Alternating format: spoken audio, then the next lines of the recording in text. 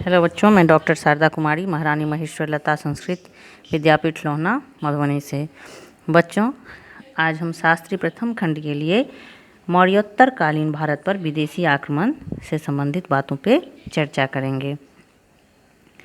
बच्चों, हम जानते हैं कि मौर्य प्रशासन की जो स्थापना हुई, मौर्य साम्राज्य की जो स्थापना हुई, जिसका संस्थापक चंद्रगुप्त मौर्य था और उसके गुरु कौटिल्य या चाणक्य दोनों नाम से जिन्हें बुलाया जाता है, उन्होंने उसे स्थापित करने में अपनी संपूर्ण जो है वो योग्यता का परिचय दिया था। तो उनके उस समय से पहले जो है सो सिकंदर का आक्रमण जो है भारत पर हुआ था, लेकिन और पश्चिमोत्तर प्रांत में ही हुआ था।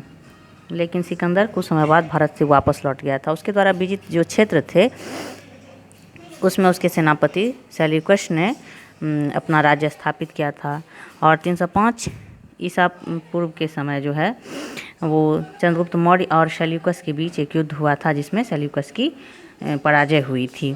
इन सब बातों का चर्चा हम मौर्य प्रशासन को पढ़ाते वक्त इससे संबंधित बातों पर चर्चा हम कर चुके हैं।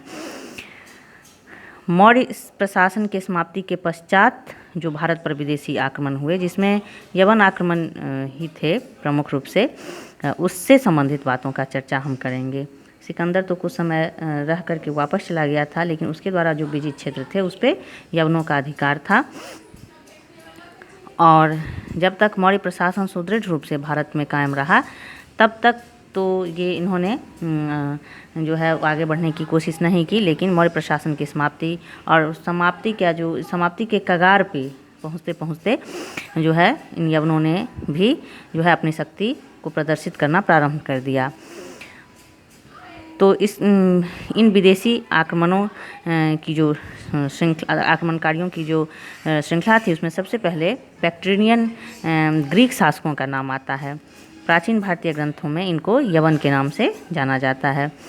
इतिहास के इस काल की जानकारी हमें बौद्ध ग्रंथों जैसे बौद्ध जातक, दिव्यावदान, ललित विस्तर, मंजूश्री, मूलकल्प, मिलिंद पन्हो, गार्गी संहिता, मालविकाग्निमित्र एवं कुछ अभिलेखों, सिक्कों तथा पुरातात्विक खोजों द्वारा प्राप्त होती है।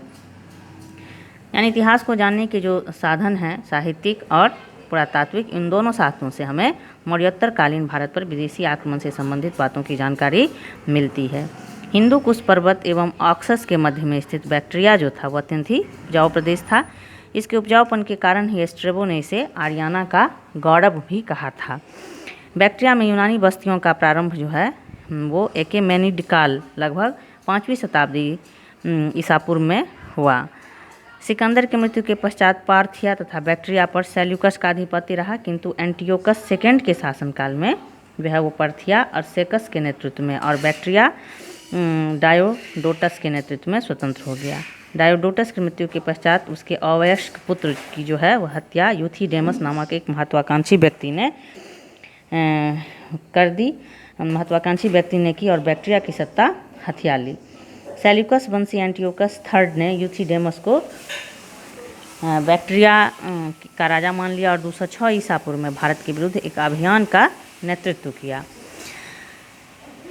यह अभियान हिंदू कुश पर्वत को पार कर काबुल घाटी के एक शासक सुभग सेन के खिलाफ किया गया था। सुभग सेन को पॉलीबियस ने भारतीयों का राजा कहा। संभवतः सुभग सेन द्वारा सांकेतिक समर्पण के बाद एंटियोकस ढेर सारी हाथी एवं हर्जाने की बड़ी धनराशि लेकर के वापस चला गया।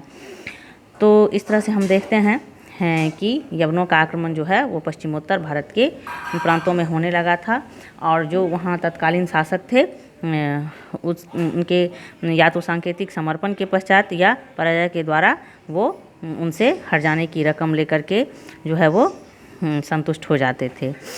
इस क्रम में मौर्योत्तर कालीन भारत पर विदेशी आक्रमण, यवनों के आक्रमण के क्रम में जो हम प्रथम नाम जानेंगे उसमें डेमेट्रियस का नाम आता है।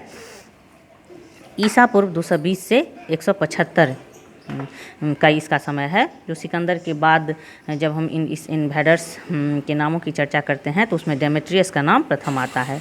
यूथिडेमस की मृत्यु के बाद उसका पुत्र जो है डेमेट्रियस राजा हुआ। संभवतः सिकंदर के बाद डेमेट्रियस ही पहला यूनानी शासक था जिसकी सेना ने भारतीय सीमा में प्रवेश पाया। उसने एक बड़ी सेना के साथ लगभग 183 ईसा पूर्व में हिंदूकुश पहाड़ी को पार कर सिंध और पंजाब पर जो है वो अधिकार किया।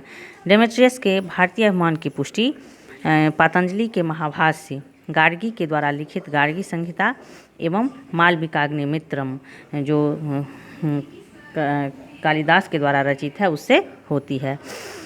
इस प्रकार हम देखते हैं कि सिकंदर के बाद डेमेट्रियस जो था, जो यूथिडेमस का पुत्र था, उसने पश्चिमोत्तर भारत में इंडो यूनानी सत्ता की स्थापना की और इसने साकल को अपनी राजधानी बनाया। डेमेट्रियस ने भारतीय राजाओं की उपाधि धारण कर यूनानी तथा खरोष्टी लिपि में सिक्के भी चलाए।